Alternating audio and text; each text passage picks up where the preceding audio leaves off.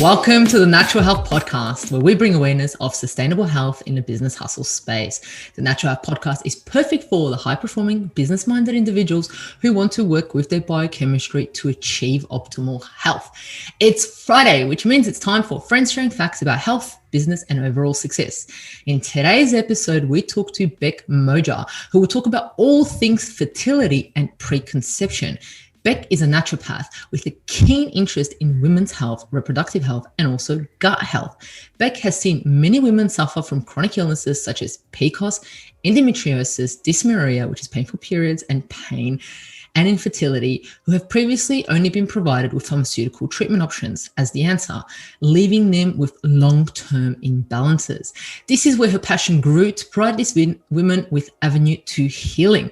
Bec considers herself a bit of a foodie and is an avid chocolate lover. Of course, healthy chocolate. Welcome to the Natural Health Podcast. Has to be. So what's your favorite chocolate? I'm loving the new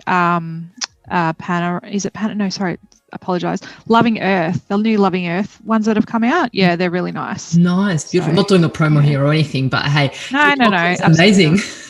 Yeah. What flavor is it?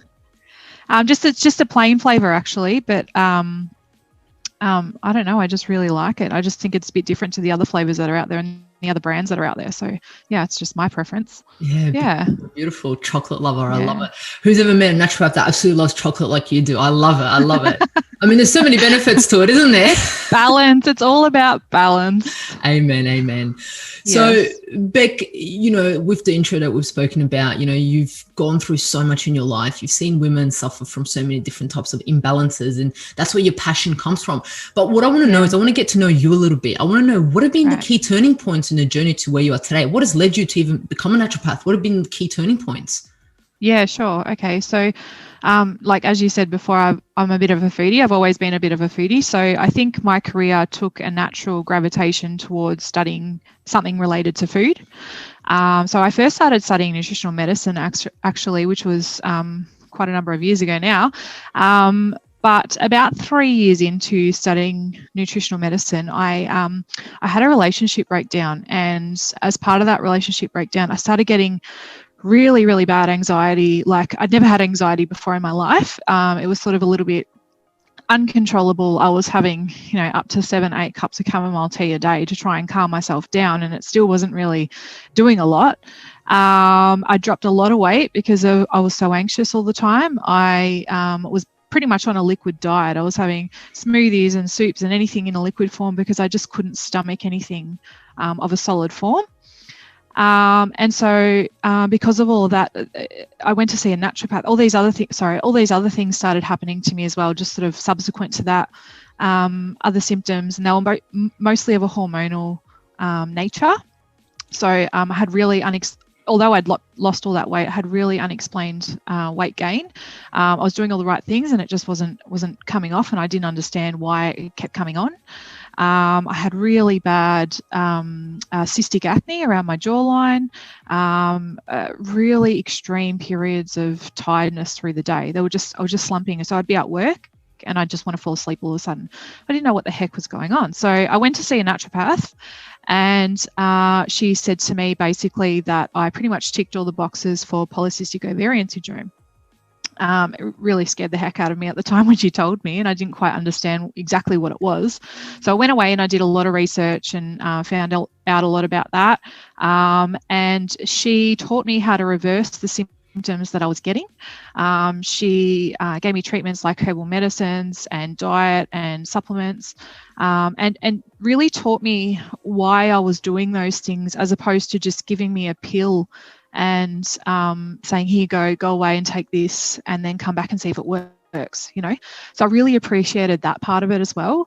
And I learned a lot out of that whole experience. But from going to see that naturopath and receiving those treatments and the education that she gave me really inspired me to change my nutritional medicine pathway, I guess, into my naturopathy pathway.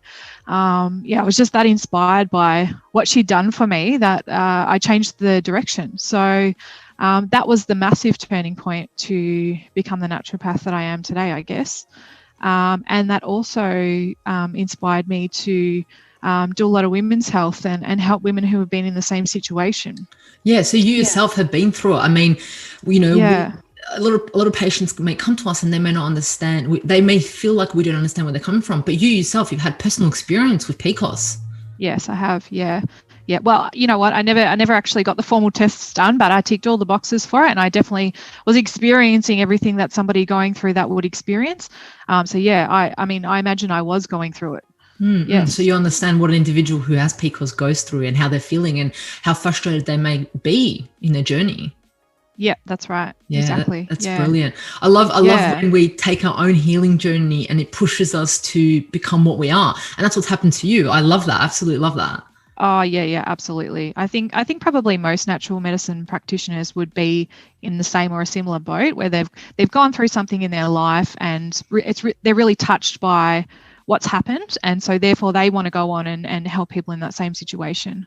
Yeah. That's brilliant. That's brilliant. So here on the podcast, we talk a lot about success, right? How it means different things to different people, depending on their, life path, their time in their life, what age they're at, and so forth. So before we go any deeper in today's topic, which is going to be absolutely amazing, I'm so excited for it. I wanted to find out what success looks like for Bec at the moment. In all honesty, I feel like I'm sort of on a bit of a journey at the moment to finding out what success really looks like for me. But I can say that working with clients that come to me for fertility support is extremely rewarding in itself. And even by helping one of those people to get a successful outcome, it definitely makes me feel successful as a health practitioner, just that one thing by itself. So yeah, still trying to determine what my success looks like, but yeah, I can definitely give that input. I love that. And I mean, clients and patients would love to see a naturopath that sees that as their success as their own success. I think that's absolutely beautiful. Yes. Yeah, absolutely. 100%. Yeah.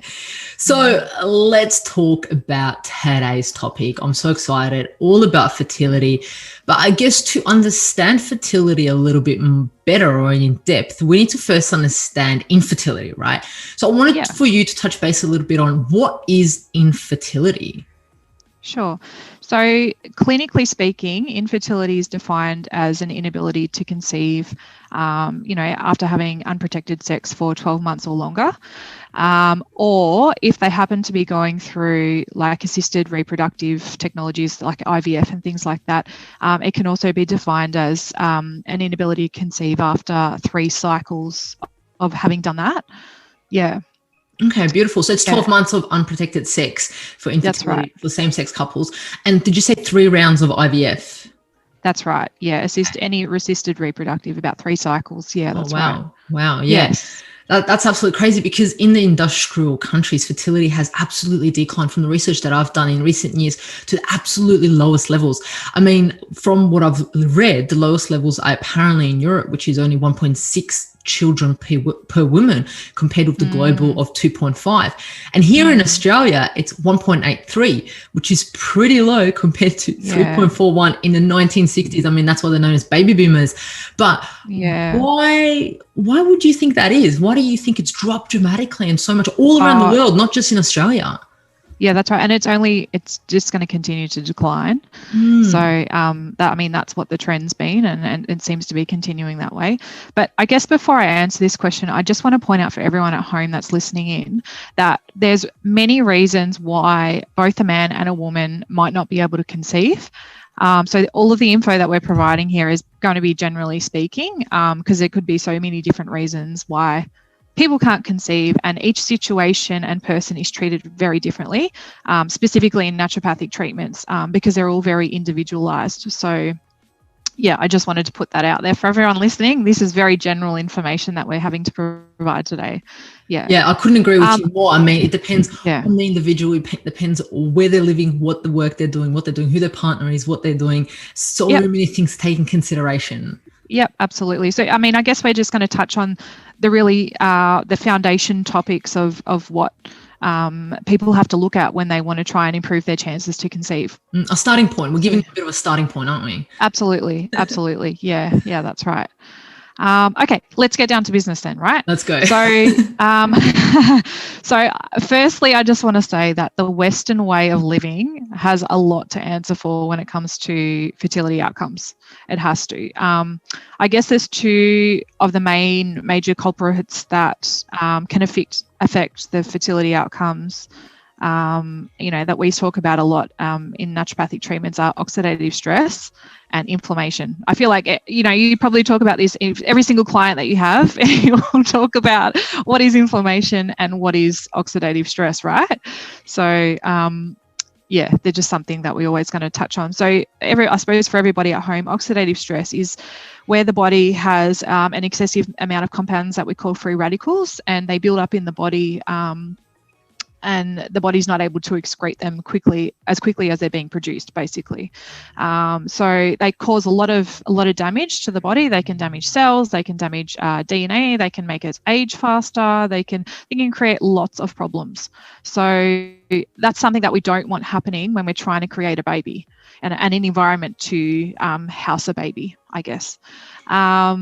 And so inflammation as well. I mean, everybody knows what inflammation is, but I guess when people think of inflammation, they probably just think of, acute inflammation or just small impact inflammation. But we're talking about like chronic systemic inflammation here. That's probably going to last for months or even years, perhaps. And chronic inflammation is where your body has been subject basically to a poor lifestyle choices for such a long period of time that your immune system creates this heightened response for so long when it's been experiencing that for so long. So secondary to that, there's an inflammatory process that occurs because of the heightened immune system, and it sort of becomes your body's new normal. But the body's not designed to cope with that. So issues start happening, and as a result of that inflammation, you can start to see chronic diseases form and all sorts of havoc that wreaks. So yeah. So you spoke about oxidative stress and inflammation. What would you think would bring this on? What would be something, for example, for the audience to understand what can cause oxidative stress in everyday life? They might be like, okay, so you're saying oxidative stress and inflammation may cause me harm with my fertility, but what is something that can trigger this? Yeah, right. So there's some major things that people can look at. So, I mean, stress is one of them, daily stress. And I suppose I'm not talking about low-grade stress. When a naturopath or a natural health practitioner will talk about stress, what they really mean is distress, or chronic stress, right? So it's, those people who have those busy, rush-about lifestyles who really don't have much low work-life balance. They don't know how to make time for themselves. They don't know how to, all of those sorts of people. You know what I mean, Mahalia? You probably come across them all the time. No, I know what you're saying 100%. And it's really important that you mention that, because we overlook stress. We believe that stress, it's just stress. But now that you've made the link between stress and oxidative stress and inflammation, it's interesting that all of that can impact fertility. People will be like, it's just my work. It's the way it is. But some people don't step back and think, oh, this may actually be impacting me conceiving. Yeah, that's right. Yeah. Well, I mean, those two, like I said, those two factors are basically present in any chronic disease. So they're things that we would speak about a lot as natural healthcare practitioners, and absolutely they definitely affect fertility outcomes. So stress is one of the big ones, and then I suppose that steamrolls into like a lack of exercise, which can also affect how you deal with stress. So being obese or being overweight is not only a risk of being unable to fall pregnant, but it's also risky for both the mum and the baby later on in life, and during pregnancy as well. We could talk about gestational diabetes and stuff like that. So we'll keep that for another podcast. There's so much to go into it. We're just talking about the first part, about falling pregnant. Yeah, absolutely. Yeah. We can have a podcast for the first trimester, second, third, following everything. Like, it's just such a huge journey that our body goes through. Just conceiving and actually holding the baby and then giving the birth is just amazing. Yeah, it is an amazing process. It's just amazing what the body can do and can handle. Yeah, So, absolutely. yeah. So for the listeners to get a better understanding, what can actually go wrong with fertility within the female body? I know it's such a broad question, but if you can just give us a bit of an overview, what can maybe go wrong in the female body? Oh my goodness, this is a can of worms. How long have we got? No, I'm only joking. Okay, so hormonal imbalances are a big one. They're extremely common, and sometimes women don't even know that they've got one because symptoms might be there, but they might think it's normal, or they might not be so obvious, and then sometimes they're extremely obvious. So but sadly, some women might think, let me give you an example. So through the menstrual cycle, a lot of women think that it's totally normal to get really painful periods every single month. A lot of people just think that's just part of being a woman, and it's just something you have to put up with, which is totally untrue. It's actually clinically referred to as dysmenorrhea, and dysmenorrhea is indicates that there's a hormonal imbalance happening.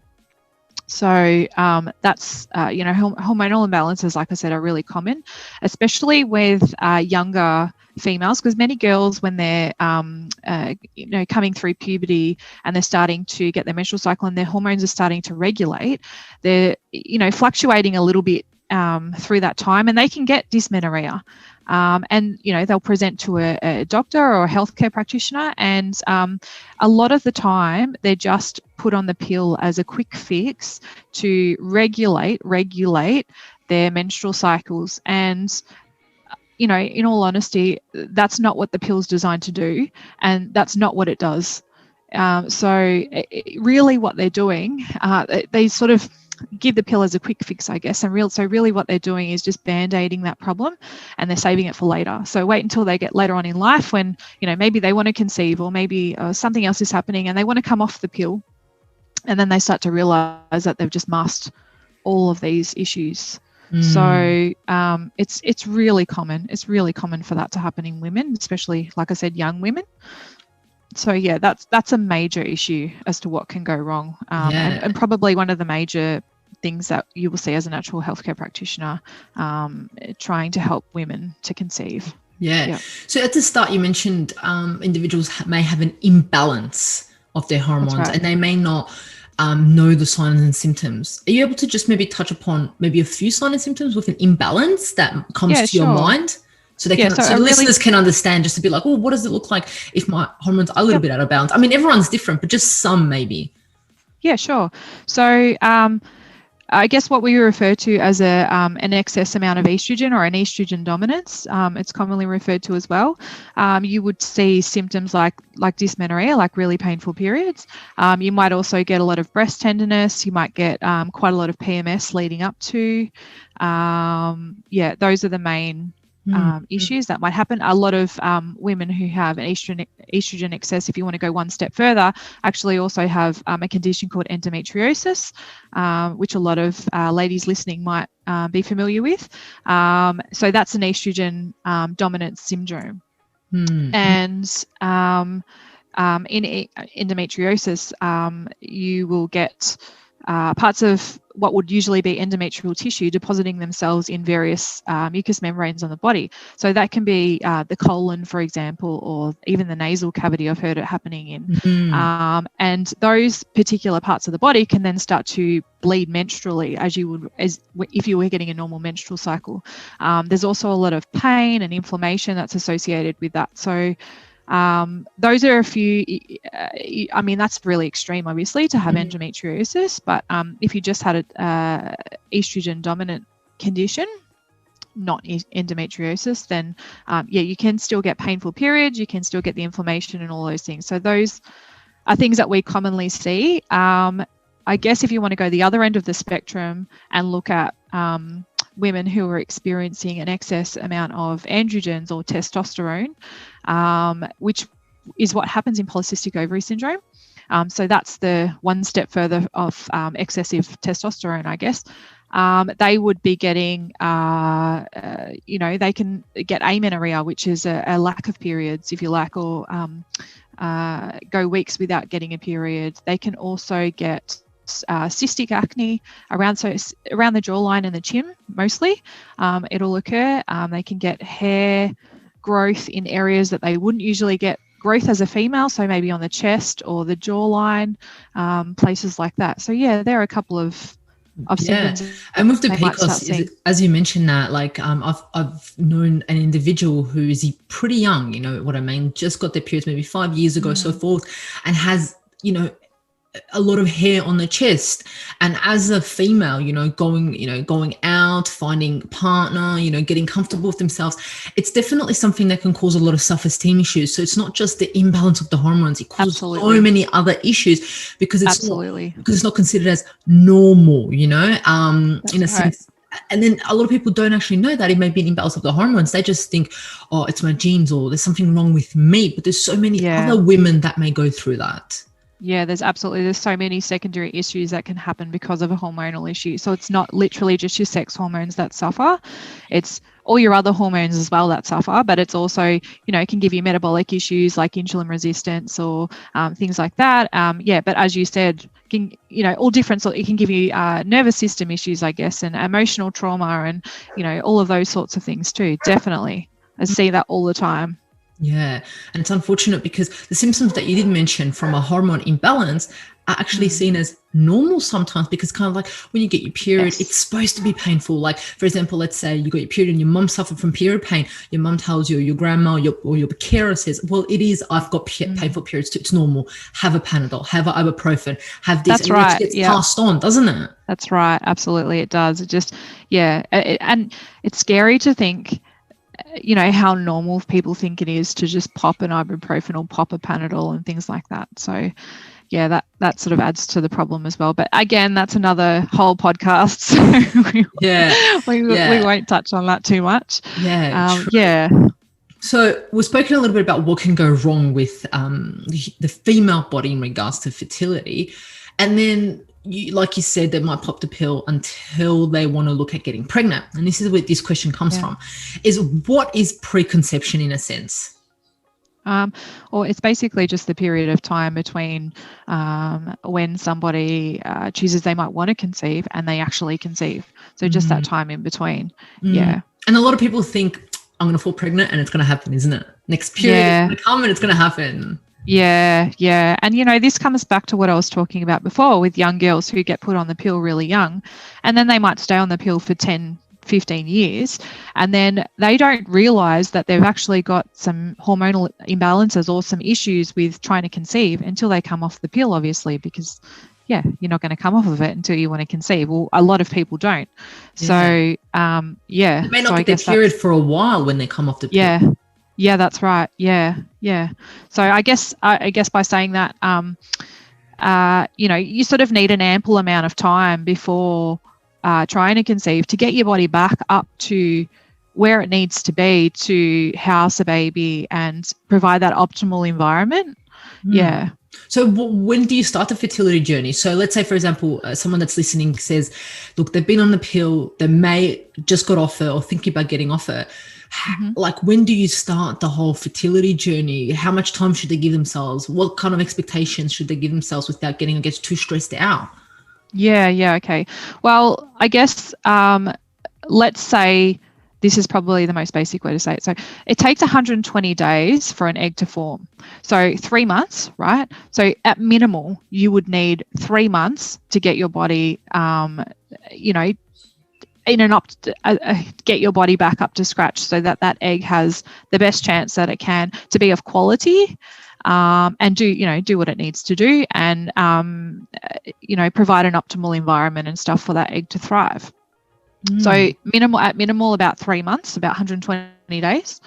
But the ideal, and this is probably a lot of people are probably going to go like, what, when I say this, But ideally, it would be that you're preparing yourself at least 6 months before you want conception to happen. So, I mean, as if I were going to try and conceive, I would probably go for even 12 months long to try and get my body up to a level where, it was at its optimal for that egg to thrive. Yeah. Wow. So a whole year in advance, in a sense, 6 to 12 months in advance time to prepare everything to ideally sure that, ideally ideally. I know that probably doesn't happen in a lot of situations. I mean, a lot of the time people just try and conceive. People just come to the decision that they want to conceive, and then within the next month or two they're going to conceive without really having another thought about it. So I mean, ideally though, at minimal 3 months, 6 months. That's brilliant. And would it be the same for the male? Would the journey start about that also, about 3 to 6 months before? So you start it together. Would that be ideal? Oh, absolutely. Yeah, the male plays a big role in this as well. That's one thing that really is one of my pet peeves, is that people have this conception. I've got conception on my mind. People have this perception that it's predominantly the female that has to provide everything for this baby, which is so untrue. So it really peeves me off when people don't even consider the male, which happens so much. It happens so much. Even today, it honestly happens so much. Yeah. So 100%. Absolutely, the male needs to partake in this. So the couple needs to go on this journey together. Oh, 100%. Absolutely. Yeah. Absolutely. Yeah.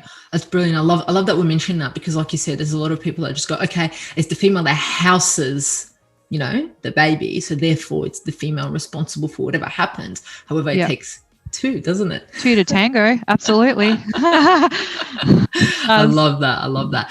So, some individuals may be listening to this podcast and go, okay, cool. All right. So I know I need this much time. I know my partner needs to be involved. I may be off the pill or so forth.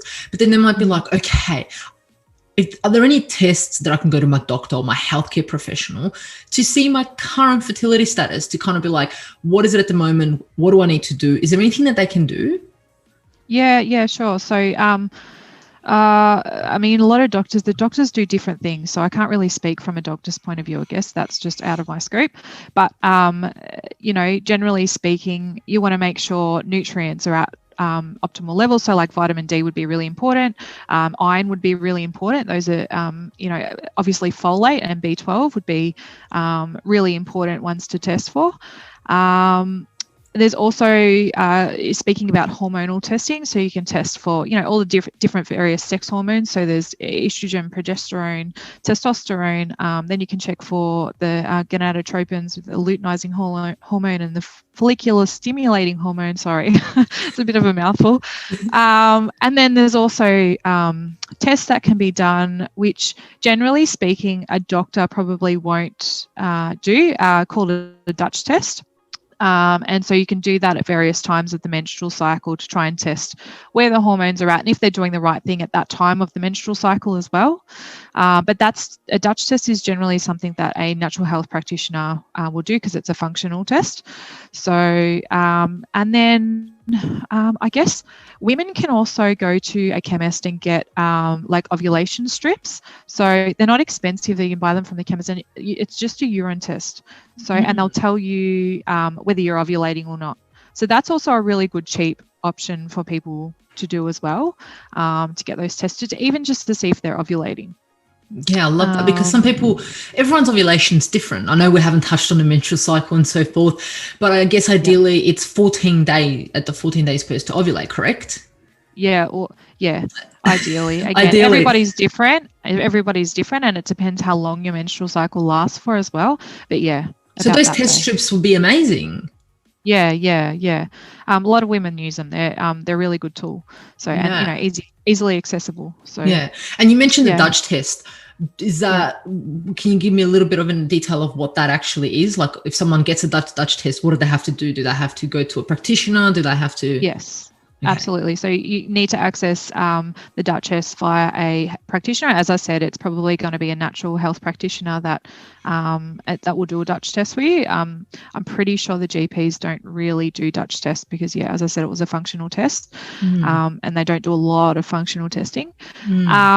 So you get it tested on certain days of the month, and it will tell you exactly what your sex hormones are doing at those specific times of the month, at baseline, basically. And I love that test because a lot of individuals are actually scared of blood getting pulled out, and it's actually a urine test. So that's the benefit of it too. Yeah, that's right. It is. That's a good point, actually. Yeah, it is. Because I have seen a lot of individuals faint getting blood tests. Fortunately, not everyone just likes them. I just turn around and go, okay, do your thing. Yeah. Another really good marker of ovulation is just for women to know about their cervical mucus, because a lot of women don't. That's really good marker. Tell us a little bit about that.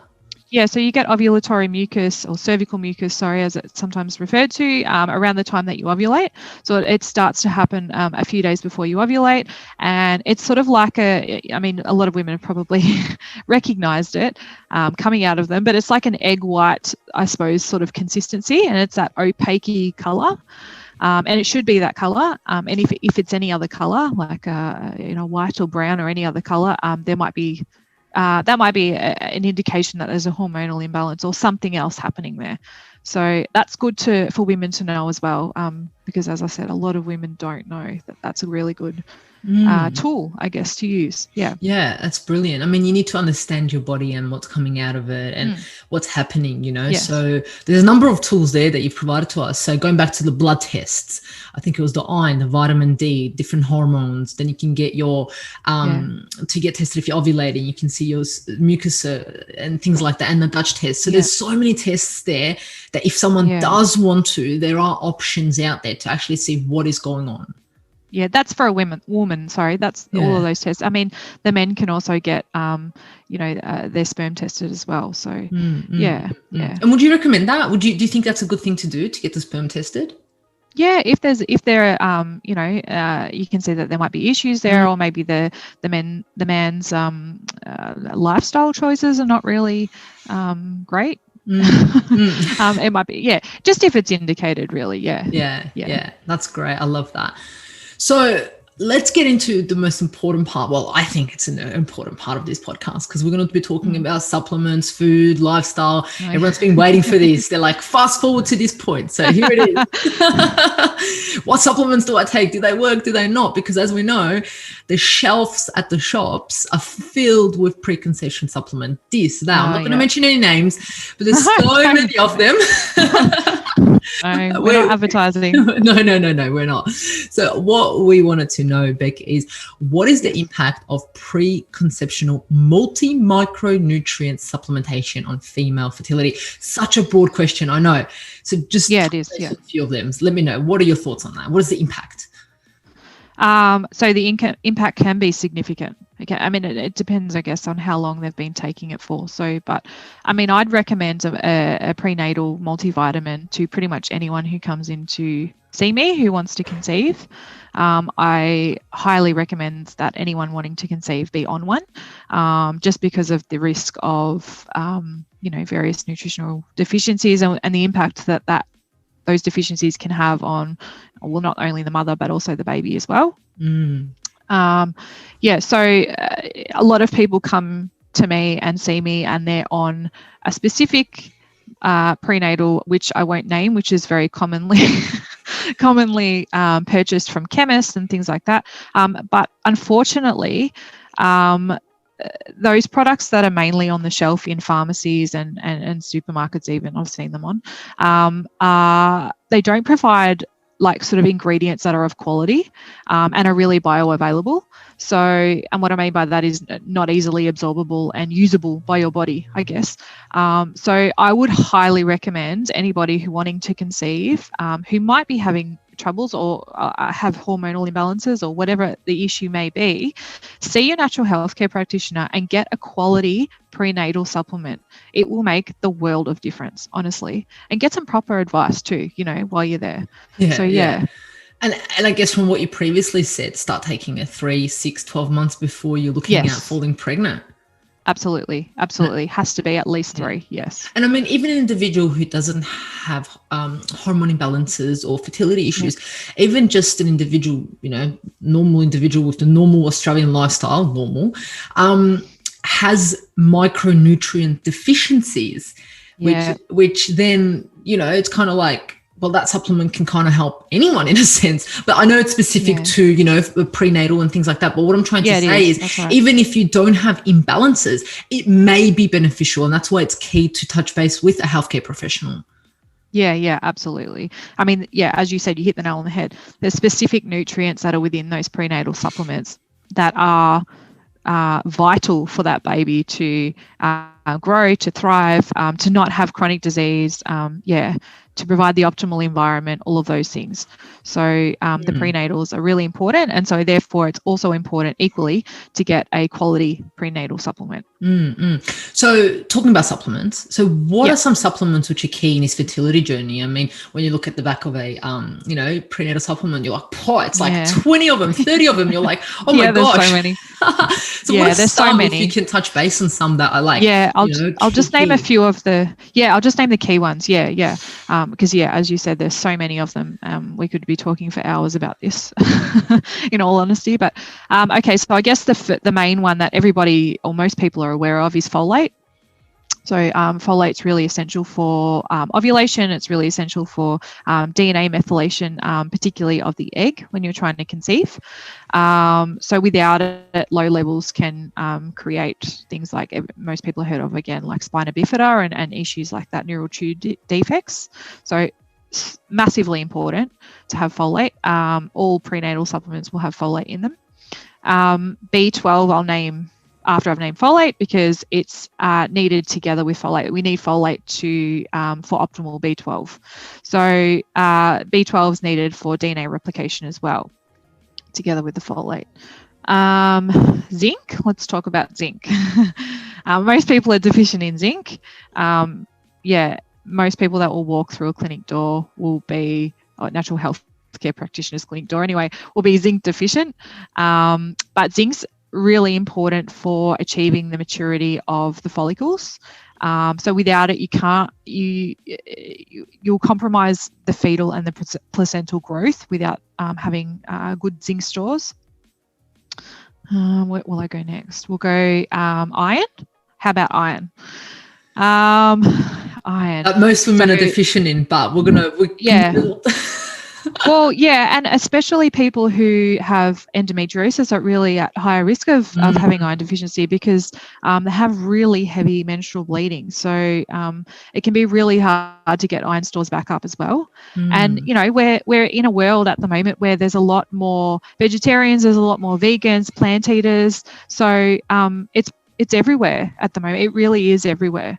So iron's really important for decreasing the risk of infertility, just generally speaking, for those with low iron. But specifically for meat eaters and vegetarian women out there and the vegan women.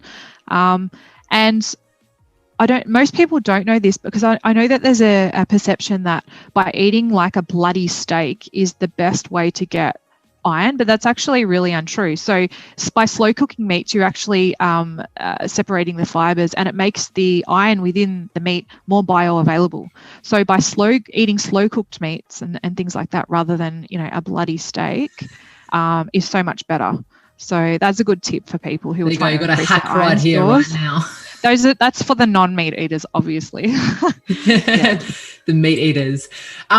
So in regards to, so you've spoken about supplements. So you've said iron, you've said B12, zinc, folate, and zinc. Yep. Okay, beautiful. There's probably another one I might say, well, vitamin D as well, I mentioned earlier, is one that is tested for by GPs a lot and natural healthcare practitioners. There's actually, it should be tested in men as well, I believe, that are having any conception issues, because there's a lot of vitamin D receptors that are actually found in the testes. So, I mean, that just says it all, doesn't it? So, but, vitamin D is also needed for production of hormones anyway. So, it's a hormone itself too. I was going to say it's not vitamin. Well, it is a vitamin, but hormone D. Yeah, a lot of people don't realize that. Yeah, hormone itself. So yeah, exactly. Yeah, beautiful. So you gave us a number of them. I love that. I love that you gave us a number of them. And I think it's also key for the audience to understand when you go through trimesters, first trimester, second trimester, third trimester. We're not going to go into it today, but at different trimesters, you require more of one or two nutrients or micro or minerals. Yeah, that's right. Vitamins. Your body might require more of them. So that's right. another thing that we can talk about in our pregnancy episode.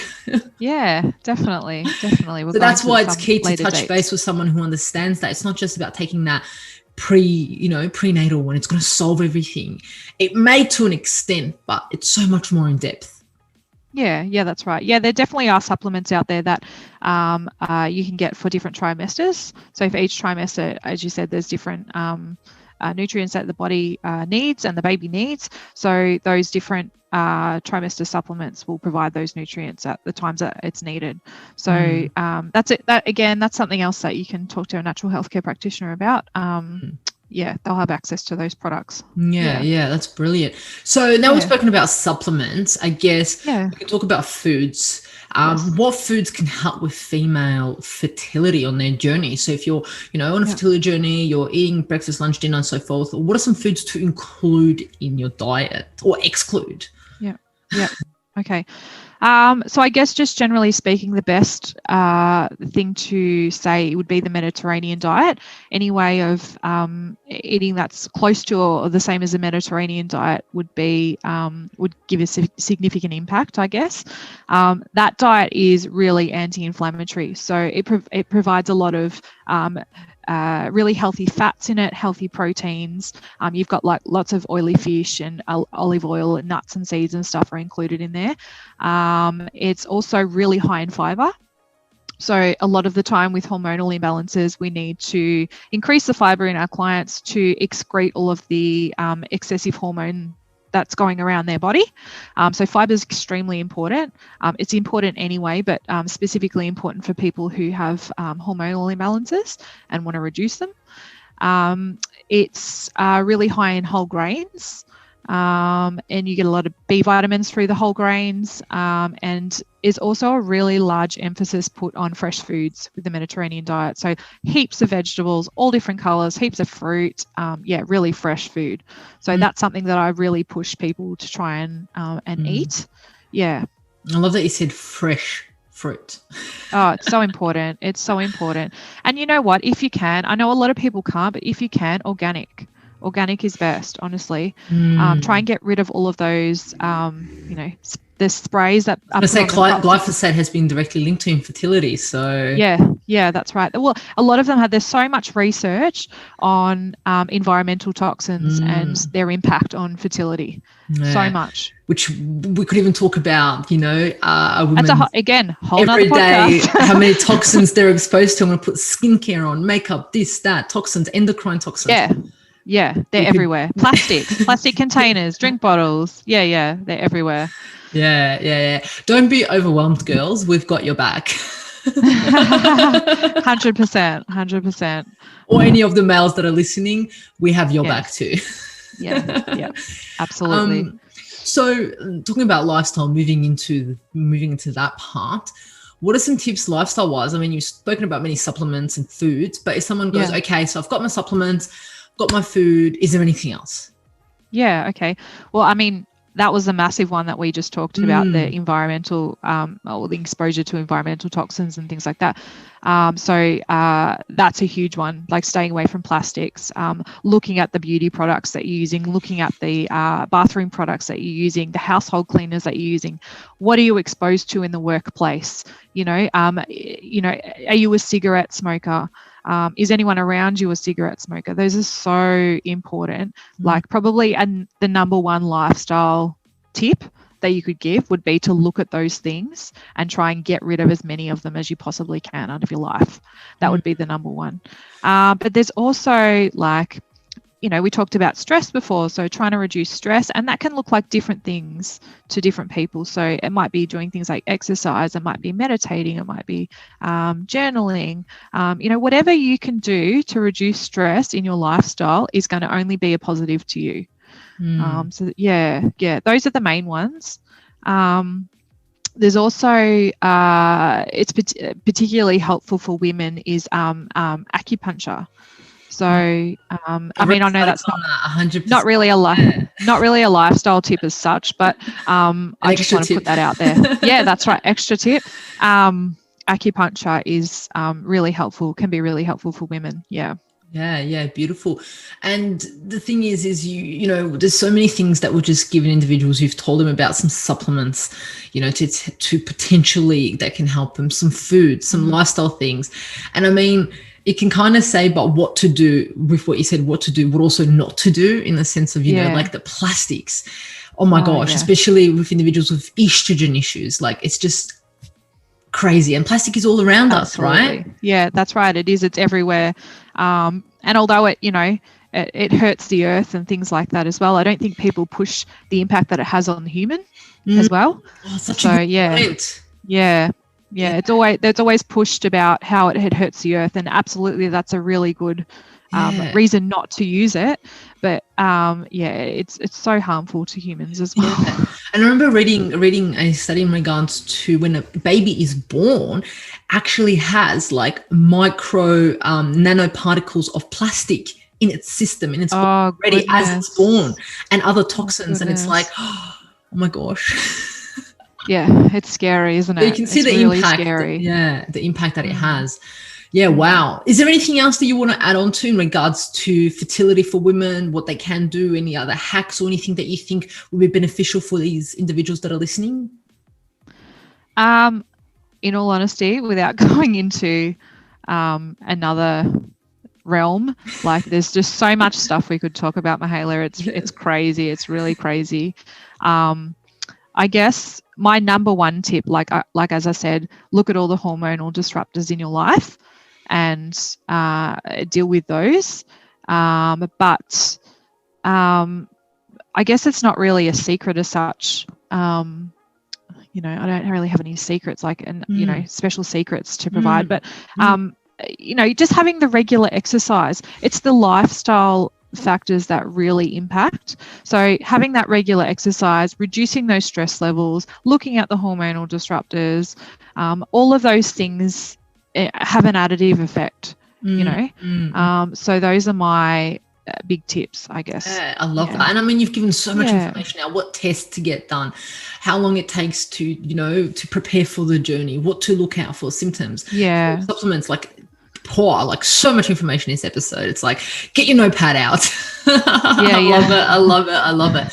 So now that we've kind of come to the end of this podcast, to finish off, I ask all my guests, as this is a natural podcast, what is your best kept natural health hack that you do maybe every day, or that's like your health hack that you love doing? Health hack that I do every day.